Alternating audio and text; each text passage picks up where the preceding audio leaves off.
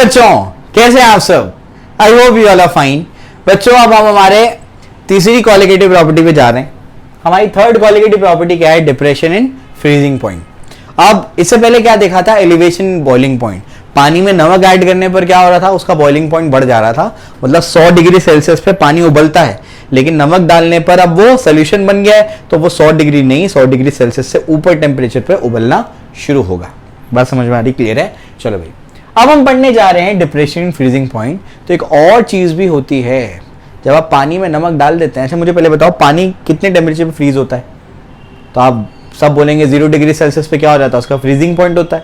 तो 0 degree Celsius पे आपका वाटर जो है, प्योर सॉल्वेंट जो है वाटर, वो फ्रीज हो जाता है। लेकिन नमक ऐड करने पर पता है क्या होता है? अब हम उसकी बॉइलिंग पॉइंट की बात नहीं कर रहे हैं, फ्रीजिंग पॉइंट की बात कर रहे हैं। जब उसमें क्या करते हैं हम लोग, नमक ऐड करते हैं, तो उसके फ्रीजिंग पॉइंट में डिप्रेशन आ जाता है। डिप्रेशन आ जाता है मतलब क्या? वो 0 डिग्री सेल्सियस पे अब फ्रीज नहीं होगा।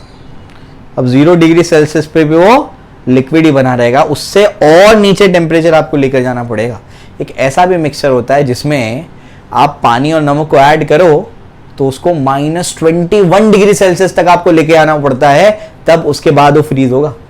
बात समझ में आ रही? वो कंपोजिशन पे डिपेंड करता है। मोटे मोटे तौर पे ये आपको समझना है कि जैसे आप क्या कर देंगे, किसी नॉन वोलेटाइल सॉल्यूट को हमारे सॉल्वेंट में ऐड कर देंगे, तो नॉन वोलेटाइल सॉल्यूट ऐड होने पर उसके फ्रीजिंग पॉइंट में डिप्रेशन आ जाता है। मतलब जिस पॉइंट पे वो प्योर फॉर्म में फ्रीज हो रहा था, अब उससे और कम टेम्परेचर आपको लेके जाना पड़ेगा उसको फ्रीज करने के लिए। समझ आया? क्लियर है? तो यही फंडा है क्या? डिप्रेशन फ्रीजिंग पॉइंट का। एलिवेशन का तो रीजन आपको समझा दिया था, आपको किताबों में मिलता भी है। डिप्रेशन फ्रीजिंग पॉइंट का आपको कहीं रीजन नहीं मिलता। इस लेक्चर में आपको रीजन भी समझाऊंगा कि ऐसा क्यों होता है। समझ आ गया? क्लियर? आपको कहीं नहीं मिलता उसका रीजन कहाँ है। बहुत सारी रेफरेंसेस भी नहीं बताती, आपकी टेक्स्ट बुक नहीं बता रही, लेकिन मैं आपको इसका रीजन समझाऊंगा ऐसा क्यों होता है। ठीक है? अब इसमें हम लोग मैथमेटिक्स तो लास्ट हमने लेक्चर में देख ही लिया हुआ है, और उसमें जो मैथमेटिक्स है सेम मैथमेटिक्स यहाँ पर है, कुछ अलग नहीं है। तो यहाँ पर कॉन्सेप्ट तुमको समझाना है मुझे बस। ठीक है? चलो भाई, तो डिप्रेशन इन फ्रीजिंग पॉइंट जो है, इसको थोड़ा सा आप समझना है क्या है। सबसे पहले फ्रीजिंग पॉइंट का आपको समझना पड़ेगा। फ्रीजिंग पॉइंट क्या होता है? जैसे वहां पर पहले बॉइलिंग पॉइंट समझा था, अब अपने को समझना पड़ेगा कि फ्रीजिंग पॉइंट क्या है। तो फ्रीजिंग पॉइंट होता है the temperature at which the vapour pressure of liquid becomes equal to the vapour pressure of solid. वो टेम्परेचर जिसपे लिक्विड का वेपर प्रेशर उसके सॉलिड फॉर्म के वेपर प्रेशर के इक्वल। आप बोलेंगे हैं सर आपने तो कहा था सॉलिड तो वेपराइज ही नहीं होता, सॉलिड का तो वेपर प्रेशर 0 होता है। यही तुमको समझना है कि हमने अप्रोक्सीमेटली क्या मान लिया था, सारे सॉलिड्स का वेपर प्रेशर 0 मान लिया था, लेकिन कुछ ना कुछ तो हर सब्सटेंस का वेपर प्रेशर होता है। एग्जाम्पल के तौर पर अगर हम लोग क्या करते हैं, आइस ले लेंगे। आइस लिया, जैसे इसको क्या करते हैं हम लोग फ्रिज से बाहर निकालते हैं, तो उसके ऊपर देखो ऐसी भाप निकल रही होती है। उसको कंटेनर में बंद कर दिया मैंने, समझ आ गया? तो इसकी वजह से ये जो वेपर आपकी बन रही है इसकी, उसके वजह से जो उसकी सतह पे प्रेशर लगेगा वो क्या कहलाएगा? Vapour pressure. समझ आ गया? इसलिए यही सिंपल एग्जांपल लेके मैं आपको बताऊंगा।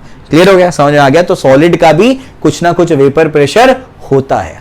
समझ आया? क्लियर है? तो याद रखिएगा इसको, समझे? हम उसको क्या करते हैं, जनरली निग्लेक्ट कर लेते हैं, लेकिन ये वाला पार्ट पढ़ते टाइम हम लोग को उसको कंसिडर करना पड़ेगा। समझ में आ गया? तो सॉलिड्स का भी क्या होता है, कुछ ना कुछ वेपर प्रेशर होता है। अब मैं आपको क्या समझाने की कोशिश कर रहा हूं उसको समझो। तो याद रखो, इसको समझने के लिए याद रखो डेफिनेशन इसका क्या है। अब इसको समझने के लिए मैं क्या करता हूं, एक कंटेनर लेता हूं। कंटेनर में मैंने क्या कर दिया, आइस ले लिया। ये कितने पे है?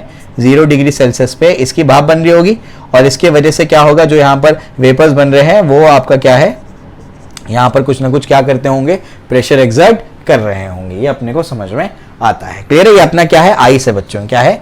आइस है। ठीक है? तो सॉलिड का कुछ ना कुछ वेपर प्रेशर है। ये जो आइस है इसके सरफेस पे जो प्रेशर एक्सर्ट हो रहा है वेपर्स की वजह से, वो मान लिया मैंने कितना है, x है। तो उसका वेपर प्रेशर क्या माना मैंने, x मान लिया कि x इसका क्या है, वेपर प्रेशर। बात समझ में आती? चलो, अब इसके बाद क्या करते हैं, एक और कंटेनर लेते हैं, और एक कंटेनर में क्या कर देते हैं, इस कंटेनर में अपन वाटर भर देते हैं। क्या कर देते हैं, वाटर ले लेते हैं। समझ में आ गया? तो ये तो अपना सॉलिड है, वो अपना क्या है, लिक्विड है। तो ये अपना क्या है, सॉलिड है, और ये अपना क्या है, लिक्विड है। ठीक है? सॉलिड का वेपर प्रेशर बच्चों कितना है, x है। समझ में आ गया? ये 0 पे नहीं है, ये कुछ मान लो रूम टेम्परेचर पे, मान लो 27 डिग्री सेल्सियस पे रूम टेम्परेचर पे, इसका भी जो वेपर प्रेशर वो कितना है, Z है। इसके जो वेपर्स बनेंगे फिर वो इसकी सतह पे क्या करेंगे, प्रेशर लगाएंगे, वो क्या है, वेपर प्रेशर वो कितना है अभी, इसका वेपर प्रेशर अभी Z है 27 पे। समझ आ गया। अब आप क्या कर रहे हैं, अब इसका आप टेम्परेचर गिराना शुरू कर रहे हैं। समझ आ रहा है क्या बोल रहा हूं मैं, क्लियर है। आपने इसका टेम्परेचर कम करना शुरू किया। टेम्परेचर आप इसका क्या करें, 27 से 25 पे ले आए, 20 पे ले आए, 15 पे ले आए। समझ में आ गया। इसका वेपर प्रेशर कम हो गया, Z से कितना हो गया, Y हो गया। कुछ समझ आ रहा है क्या बोल रहा हूं मैं। वेपर प्रेशर, अब टेम्परेचर यहां पर गिरते जा रहा है, टेम्परेचर भी कम होते जा रहा है, साथ साथ में वेपर प्रेशर भी कम होगा। टेम्परेचर कम होगा तो मॉलिक्यूल के पास एनर्जी कम होगी, एनर्जी कम होगी तो भाप कम बनेगी, भाप कम बनेगी तो क्या होगा, प्रेशर वहां पर कम लगेगा। तो यहां पर टेम्परेचर जैसे क्या हो रहा है, कम होते जा रहा है। टेम्परेचर में 27 से 25, 20, 15, 12, 10 ऐसे टेम्परेचर कम करते जा रहा हूं तो वेपर प्रेशर भी कम होते जा रहा है। होते होते होते होते होते जब मैंने क्या कर दिया, इसके वेपर प्रेशर को कम करते करते करते करते एक्स पे लेकर आ गया, जितना इसका था उतना इसका वेपर प्रेशर कर दिया मैंने। जब मैंने उसके बाद जब टेम्परेचर चेक किया तो टेम्परेचर कितना था, 0 डिग्री सेल्सियस। समझ आया। तो ये वो टेम्परेचर है जिसपे इसका वेपर प्रेशर, लिक्विड का वेपर प्रेशर भी x हो जाता है और सॉलिड का वेपर प्रेशर भी x हो जाता है। इसी टेम्परेचर को आप क्या कहते हैं, freezing point of a liquid. यही तो फ्रीजिंग पॉइंट होता है। समझ आया, क्लियर है। तो एक ऐसा टेम्परेचर जिसपे लिक्विड का वेपर प्रेशर, ये टेम्परेचर पे वो सॉलिड बन चुका है। समझ में आ गया, इक्विलिब्रियम में, सॉलिड लिक्विड इक्विलिब्रियम में। तो एक ऐसा टेम्परेचर जिसपे आपके लिक्विड का वेपर प्रेशर और सॉलिड का वेपर प्रेशर क्या हो जाएगा, बराबर हो जाएगा। उस टेम्परेचर को आप क्या कहते हैं, आपका फ्रीजिंग पॉइंट कहते हैं। समझ आया, क्लियर है। तो आई होप मैंने कॉन्सेप्ट तो आपको पूरी तरीके से समझा दिया। अब अपन क्या करेंगे, अपना जो वाटर है इसमें क्या ऐड करेंगे बच्चों, इसमें अपन सॉल्ट ऐड करेंगे। अब जैसे इसमें सॉल्ट को ऐड करेंगे तो सॉल्ट ऐड करने से ये जो पहले से वाटर था तो 0 डिग्री सेल्सियस पे फ्रीज हो जाता था, लेकिन सॉल्ट ऐड करने से अब ये 0 डिग्री सेल्सियस पे फ्रीज ना हो करके क्या होगा पता है, 0 से कम टेम्परेचर पे फ्रीज होगा अभी। समझ आ गया। यही रीजन है कि आपके समंदर का पानी जो है वो फ्रीज नहीं होता है। आप अगर लेक्स को देखेंगे, जो तालाब वगैरह होते हैं, 0 डिग्री सेल्सियस पे फ्रीज हो चुके होते हैं। समझ आ रहा है क्या बोल रहा हूं मैं। 0 डिग्री सेल्सियस पे क्या होते हैं, पूरी तरीके से जम जाते हैं। लेकिन समंदर का पानी नहीं जमता। क्यों नहीं जमता, सोचो जरा सोचो। वो भी तो वाटर है, ये भी तो वाटर है, लेकिन समंदर का पानी खारा होता है। खारा होने का मतलब उसके अंदर क्या है, नमक एडेड है। अगर नमक एडेड है तो क्या होगा, डिप्रेशन इन फ्रीजिंग पॉइंट, यानी 0 डिग्री सेल्सियस पे वो जमेगा नहीं, उसको और कम टेम्परेचर चाहिए क्या करने के लिए, जमने के लिए, फ्रीज होने के लिए। समझ आ रहा है कितना सिस्टमैटिकली बनी हुई है दुनिया, बहुत सिस्टमैटिक है। किसने पानी ऐड किया यार, पानी में किसने नमक ऐड किया, ये नहीं समझ में आ रहा है। बड़ा बड़ा अजीब हो गया। तो समझ में आ गया, क्लियर है। तो बहुत अजीब चीज है, बड़ा मजेदार है ये, ठीक है। तो यहां तक तो अपने को समझ में आ गया कि इसी वजह से ओशन वगैरह क्या होता है, 0 डिग्री सेल्सियस, कोई ऐसी कंट्रीज है 0 से नेगेटिव में आता है ना टेम्परेचर। तो समझ आ रहा है क्या बोल रहा हूं मैं, क्लियर। तो वहां पर जो आपके समंदर होते हैं वो फ्रीज नहीं होते, क्योंकि उसके अंदर क्या एडेड होता है, नॉन वोलेटाइल सॉल्यूट एडेड होता है। समझ में आ गया, क्लियर है। तो इसका रियल लाइफ एग्जांपल हो गया ये। मैंने आपको कॉन्सेप्ट भी समझा दिया है। अब मैं आपको ग्राफ थोड़ा सा बता देता हूं। जो आपकी बुक में ग्राफ दिया है मैं उससे मुत्तफिक नहीं हूं, क्योंकि उसने स्ट्रेट लाइन लिया हुआ है, जबकि कर्व होता है। जो आपका सॉलिड का होता है ना, वेपर प्रेशर का variation with temperature, it's a curve. समझ आया, क्लियर है। तो जो आपकी टेक्स्ट बुक में दिया है मुझे तो ठीक नहीं लगा हो, क्योंकि वो कर्व होता है बेसिकली, लेकिन आपकी बुक में वो ऐसे दिया हुआ है उसने, ठीक है। अब मैं समझाने की कोशिश करता हूं कि क्या है। आपकी बुक में ये दिया हुआ है ऐसे, ये सॉलिड का वेपर प्रेशर का वेरिएशन है विथ टेम्परेचर के साथ में, ये सॉलिड का है। समझ में आ गया, क्लियर है। और ये जो है आपका सोल्यूशन का है, ये आपका क्या है, नहीं ये सिर्फ सॉल्वेंट का है। ये क्या है आपका सॉल्वेंट, सॉलिड यानी आपका क्या, आइस अपन ने जो लिया था। समझ में आ गया। सॉल्वेंट यानी क्या, सॉल्वेंट यानी क्या, सिर्फ वाटर की बात अपन कर रहे हैं। समझ में आ गया, क्लियर है। तो एक ये जिस पॉइंट पे एक दूसरे को काट रहे हैं ना, ये पॉइंट पे क्या हो गया, ये पॉइंट पे वेपर प्रेशर ऑफ सॉलिड और वेपर प्रेशर ऑफ सॉल्वेंट दोनों बराबर हो गए। देखो दोनों का वेपर प्रेशर सेम आ रहा है। समझ आ रहा है क्या बोल रहा हूं मैं। तो दोनों के वेपर प्रेशर बराबर हो गए। ये पॉइंट को क्या कहते हैं, ये पॉइंट को अपन फ्रीजिंग पॉइंट कहते हैं। इसको TF नॉट बोल देते हैं अपन, क्या बोल देते हैं, TF नॉट बोल देते हैं। समझ में आ गया। अब मैं क्या कर रहा हूं, ये तो सिर्फ मतलब वाटर का अलग से लिया था मैंने, सॉलिड का अलग से लिया, दोनों का वेरिएशन, वेपर प्रेशर का वेरिएशन विद टेम्परेचर मैंने क्या कर दिया, प्लॉट किया। और प्लॉट करने के बाद मुझे कुछ ऐसा ग्राफ मिला। समझ में आ गया। जबकि ये कैसा होना चाहिए था, ऐसा एक कर्व ही होना चाहिए, ये भी ऐसा कुछ कर्व होना चाहिए। समझ आ रहा है क्या बोल रहा हूँ मैं, क्लियर है? ठीक है, अब जैसे टेक्स्ट बुक में दिया मैं आपको बता रहा हूँ। ठीक है, अब जो आप क्या करोगे, जब आप सोल्यूशन का ग्राफ बनाओगे तो सोल्यूशन का एक्सपेरिमेंटली हमको जो ग्राफ मिला वो ये मिला। समझ आ रहा है क्या बोल रहा हूँ मैं, क्लियर है? इसका जो अपने को ग्राफ मिला वो ये मिला। मतलब मैंने क्या कहा, जिस पॉइंट पे दोनों ग्राफ कट करेंगे वो पॉइंट क्या कहलाएगा, फ्रीजिंग पॉइंट। तो ये सोल्यूशन का है। सोल्यूशन मतलब क्या, बोलो? सोल्यूशन मतलब आपका वाटर प्लस क्या है इसके अंदर, सॉल्ट है, वाटर प्लस सॉल्ट। तो उसका जो अपने को ये फ्रीजिंग पॉइंट मिला वो ये मिला। इसको अपन TF बोलेंगे। क्या बोलेंगे? TF बोलेंगे। यहां तक बात समझ में आ गई, क्लियर है? तो ध्यान रखिएगा, ऐसा कुछ ग्राफ है, ये अपने महाराष्ट्र स्टेट बोर्ड के बच्चे करेंगे। महाराष्ट्र स्टेट बोर्ड के बच्चों को ये ग्राफ करना है। कोई बच्चा CBSE का है तो CBSE के बच्चे, हमारे इंस्टीट्यूट के जो CBSE के बच्चे हैं वो ग्राफ ऐसे वाला लेंगे। समझ में आ गया? ये आपका जो हो, ये आपका सॉलिड का, और ये आपका ऐसे नज़र आ रहा है ना, कि नीचे बनाऊं, नहीं नज़र आ रहा है। ठीक है, तो ये ऐसा है, ये आपका क्या है, वो सॉलिड का है यानी आइस का है, और ये आपका क्या है, सॉल्वेंट का है यानी वाटर का है, और ये आपका जो है ऐसा ग्राफ है। समझ आ रहा है क्या बोल रहा हूँ मैं? ये ऐसा है, ये आपका TF नॉट, ये आपका TF। तो आप देख के समझ में आ रहा है आपको, ये आपका सोल्यूशन है। सोल्यूशन का मतलब पता है ना, वाटर प्लस सॉल्ट, है ना? देख के समझ में आ रहा है कि जिस पॉइंट पे आपका सॉल्वेंट फ्रीज हो रहा था वो ये टेम्परेचर है ना, ये टेम्परेचर है, ये आगे है, और जिस पॉइंट पे आपका सोल्यूशन फ्रीज हो रहा है वो कम टेम्परेचर है। अगर ये 5 है तो ये 3 है, मतलब फ्रीजिंग पॉइंट में क्या हो गया, डिप्रेशन आ गया। समझ आ गया, क्लियर है? तो इस तरीके से याद रखिएगा, जो CBSE के बच्चे हैं, जो JEE और नीट की तैयारी कर रहे हैं, वो ये वाला ग्राफ करेंगे, ये कर्व। समझ आ गया? जो बच्चे स्टेट बोर्ड और CET की तैयारी कर रहे हैं वो बच्चों को ये वाला ग्राफ करना है, जैसे आपकी टेक्स्ट बुक में दिया गया है। समझ आ गया? दोनों आपको बता दिए मैंने, क्लियर हो गया? यहाँ बच्चों क्या प्लॉट करें आप लोग, वेपर प्रेशर, और यहाँ पर आपका क्या है, टेम्परेचर। समझ में आ गया, क्लियर है? तो इस तरीके से वही ग्राफ सही है, मेरे अकॉर्डिंग तो वही ग्राफ सही है। बुक में ये दिया हुआ है तो आपको बनाना है। ठीक है, चलो भाई, तो ये आपको बता दिया मैंने। अब कुछ नहीं, अब तो बस हो गया। अब क्या करना है, दोनों का डिफरेंस लेना है, लेकिन ध्यान रखना है, अब डेल्टा TF लिखेंगे। अब बताओ बड़ा कौन है, उधर पे कौन बड़ा था, T भी बड़ा था, TB नॉट छोटा, T नॉट भी छोटा था। यहाँ पर T नॉट F क्या है, बड़ा है, और TF क्या है, छोटा है। तो इसमें T not F minus TF आएगा, और ये चीज अब क्या हो जाएगी बताओ, ये चीज क्या हो जाएगी, ये हो जाएगा आपका डिप्रेशन इन फ्रीजिंग पॉइंट। इसको क्या कहते हैं, डिप्रेशन इन आपका FP फ्रीजिंग पॉइंट। ये क्या है बताओ, delta T not F, T not F क्या है, ये आपका है freezing point of pure solvent. समझ में आ गया? और ये क्या चीज है, ये आपका है फ्रीजिंग पॉइंट ऑफ सोल्यूशन। समझ में आ गया? सोल्यूशन मतलब क्या, वाटर प्लस सॉल्ट इसमें ऐड करेंगे तो ये इसका फ्रीजिंग पॉइंट आएगा। तो ये चीज आपको ध्यान रखनी है।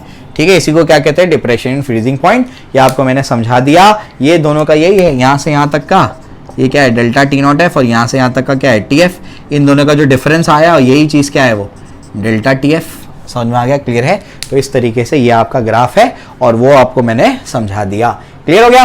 अब जो है अपन आगे की बात करते हैं। आगे क्या है इसके बाद, आइए उसको देखते हैं भी। ठीक है, तो डेल्टा TF जो है वो तो अपन ने समझ लिया, है ना? अब जो है आपका, जो आप लोगों को रिलेशन देखना है वो क्या है कि delta TF is directly proportional to M वही आपका क्या है, मोलालिटी। मैंने कहा पूरी मैथमेटिक्स सेम है तो कोई डेरिवेशन नहीं कराऊंगा, मैं डायरेक्टली लिखाऊंगा। Therefore delta TF is equal to क्या होता है, KF, और ये M है। समझ में आ गया, क्लियर है? इसको कहते हैं मोलाल डिप्रेशन कांस्टेंट। मोलाल वहां पर एलिवेशन हो रहा था, यहां पर डिप्रेशन हो रहा है, तो मोलाल डिप्रेशन कांस्टेंट। समझ आ रहा है? Molal depression constant, this is molality, this is molality, this is delta TF। What is delta TF? Depression in freezing point का डिप्रेशन। समझ में आया, क्लियर है? तो इस तरीके से हमारे पास ये जो है आ गया। ठीक है ना? अब इसके बाद जो है आपको इसका और एक नाम है भाई, इसका और एक नाम होता है क्रायोस्कोपिक कांस्टेंट। क्या है वो?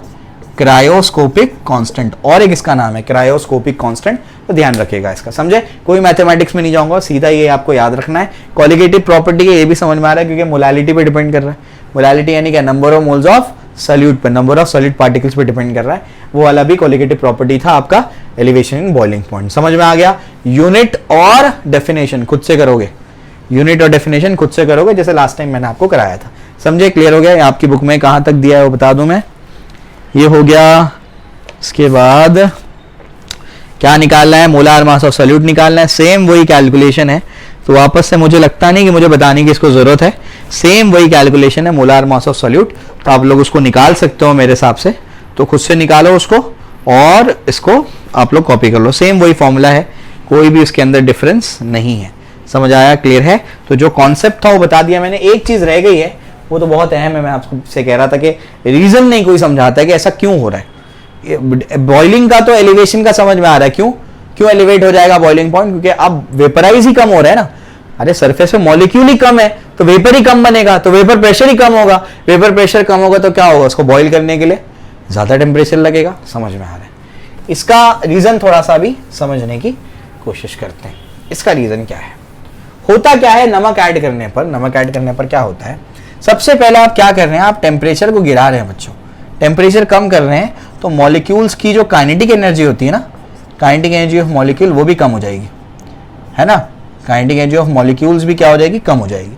काइनेटिक एनर्जी मॉलिक्यूल की कम हो गई, दिस इंप्लाइज मॉलिक्यूल्स क्या हो जाएंगे? स्लो हो जाएंगे। अब इसको समझने की कोशिश करो। आपका मान लो रिजल्ट आया है, आपका क्या हो गया? रिजल्ट आ गया। अब जो आपका रिजल्ट आ गया तो आप क्या करते हो? फौरन रिजल्ट आया, घर पे पता चला रिजल्ट आया, फौरन भाग जाते हो। तो आप जब तेज हो तो आपको पकड़ना मुश्किल है। समझ आ रहा है क्या बोल रहा हूं मैं? क्लियर है? तो ऐसे ही होता है कि जब क्या होता है, टेम्परेचर ज्यादा होता है तो मॉलिक्यूल ऐसे मूव कर रहे होते हैं, मॉलिक्यूल मूव कर रहे होते हैं, तो एक मॉलिक्यूल दूसरे मॉलिक्यूल को पकड़ना मुश्किल है, वो पकड़ नहीं पाता उसको। अब अपन ने क्या कर दिया? टेम्परेचर को कम कर दिया। टेम्परेचर कम कर दिया यानी आप क्या? अब आप बाहर से घर पे आ गए। जब बाहर से घर पे आ गए, अब तो आप भाग नहीं सकते, डोर लॉक कर दिया गया। अब आप भाग नहीं सकते तो क्या हो गया? आपकी स्पीड कम हो गई। आपकी स्पीड कम हो गई तो अब आकर के आपकी गर्दन पकड़ी जाएगी। पेरेंट्स क्या करेंगे? आपको आके अब पकड़ेंगे। समझ आ रहा है क्या बोल रहा हूं मैं? तो जब काइनेटिक एनर्जी, टेम्परेचर कम होगा तो काइनेटिक एनर्जी ऑफ मॉलिक्यूल कम होगी। काइनेटिक एनर्जी ऑफ मॉलिक्यूल कम होगी तो क्या हो जाएगा? स्लो हो जाएगा। यानी आप घर पे आ चुके हैं।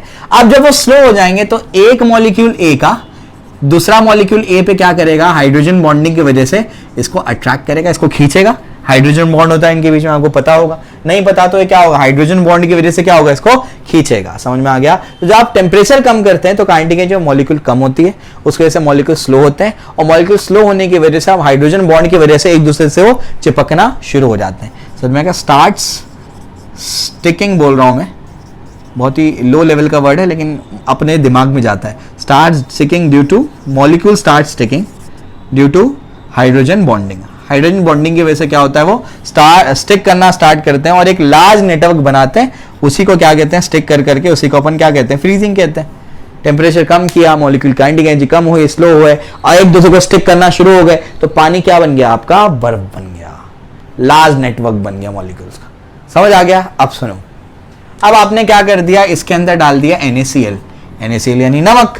अब क्या होता है? Na आकर के इसके अंदर डिसोसिएट हो जाता है, आगे बताऊंगा मैं। Na प्लस और Cl माइनस बन जाता है। वो क्या बन जाता है? Na plus Cl minus. तो जब A को खींचने की कोशिश कर रहा था तो यहां आकर के Na प्लस या फिर Cl माइनस क्या करता है? इनके बीच में इंटरफियर करता है। समझ आ रहा है क्या बोल रहा हूं मैं? अब ये क्या कर रहा है? हाइड्रोजन बॉन्डिंग की वजह से A को खींचने की कोशिश कर रहा है, लेकिन अब क्या करेगा? Na प्लस या Cl माइनस आकर के जो डिसोसिएट हो गए वो इंटरफियर करेंगे। इंटरफेयर करने की वजह से अपने को टेम्परेचर अब उस टेम्परेचर पर वो चिपक नहीं पाएंगे, यानी एक दूसरे को खींच नहीं पाएंगे। अब टेम्परेचर को और गिराना पड़ता है ताकि वो क्या करे? एक दूसरे को और तेज खींच पाए। समझ में आ गया? क्लियर है? ये रीजन होता है कि जब आप क्या करते हो? नॉन वोलेटाइल सॉल्यूट को ऐड करते हो तो एक दूसरे को चिपकने में क्या करते हैं? जो आपके आयंस वगैरह होते हैं, नॉन वोलेटाइल सॉल्यूट होता है, वो आकर के क्या करता है? इंटरफेयर करता है और आपस में उनको चिपकने नहीं देता और लार्ज नेटवर्क ऑफ मॉलिक्यूल्स बनाने नहीं देता। इस वजह से अपने को टेम्परेचर को और गिराना पड़ता है ताकि क्या बन जाए? लार्ज नेटवर्क बन जाए। इसी वजह से उसके फ्रीजिंग पॉइंट में क्या हो जाता है? डिप्रेशन आ जाता है। क्लियर हुआ? समझ में आ गया? वैसे कोई रीजन पूछेगा नहीं, लेकिन हम एक क्यूरियोसिटी होती है, बेचैन रहता है आदमी के कैसे हुआ भाई ये, तो वो भी मैंने आपको समझा दिया क्यों हो रहा है। तो आई होप आपको ये समझ में आया होगा। अगर कोई पॉइंट में डाउट है, कुछ कंफ्यूजन है तो मुझे कमेंट सेक्शन में बताओ, और अगर समझाए तो मोटिवेट करने के लिए कमेंट करो, नहीं समझाए तो बताओ कि सर ये नहीं समझाए, और इंप्रूव करने की कोशिश करेंगे। अपने दोस्तों के साथ में इसको शेयर करो ताकि हम ज़्यादा से ज़्यादा लोगों की हेल्प कर पाएँ। Okay, thank you.